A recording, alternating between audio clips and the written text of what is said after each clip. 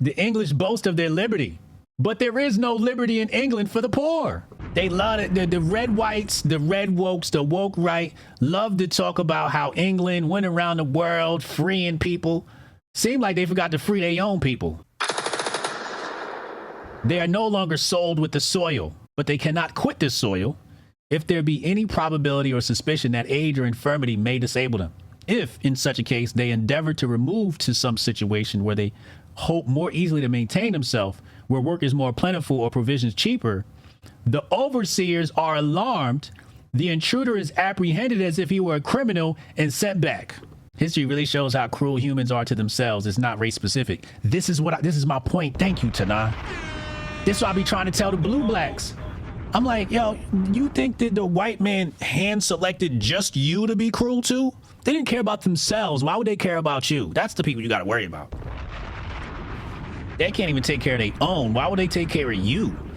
The English boast of their liberty, but there is no liberty in England for the poor. They are no longer sold with the soil, so slavery is abolished, but you basically still tied to the land. And I'm here to tell you, when I start doing my research on America, you'll find the same thing in the South here in the United States. The sufferings of the rural laborers, the peasantry of Great Britain and Ireland, are to be attributed to the fact that they have no property in the land and cannot acquire any.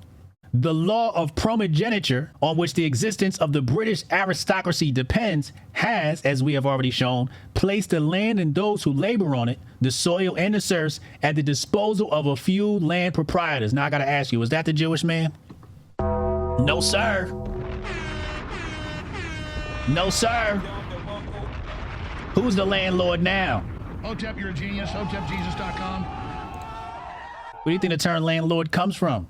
Can't acquire no land. So they like to talk about Britain and capitalism and freedom and all that shit. What freedom, you bitch? Get back out there and toil that soil. The laborers are not attached to the soil and bought and sold with it, as in Russia.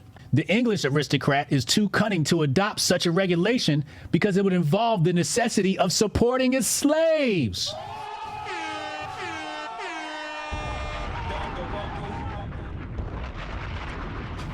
That white man slick. Now, remember when they said Britain went around the world abolishing slavery? And people go, oh, that was a good thing? What does it say right here? The English aristocrat is too cunning to adopt such a regulation because it would involve the necessity of supporting his slaves. They are called freemen in order to enable their masters to detach them from the soil, drive them forth to starve, and when it suits their convenience without incurring any legal penalty for their cruelty, such as the slaveholders of other countries would suffer. The English aristocrat is too cunning to adopt slavery. And this is the hoodwinkery they pull over your eyes. They'll say, oh, England went around abolishing slavery because they realized they were so cunning that they realized there's a better way to subjugate people.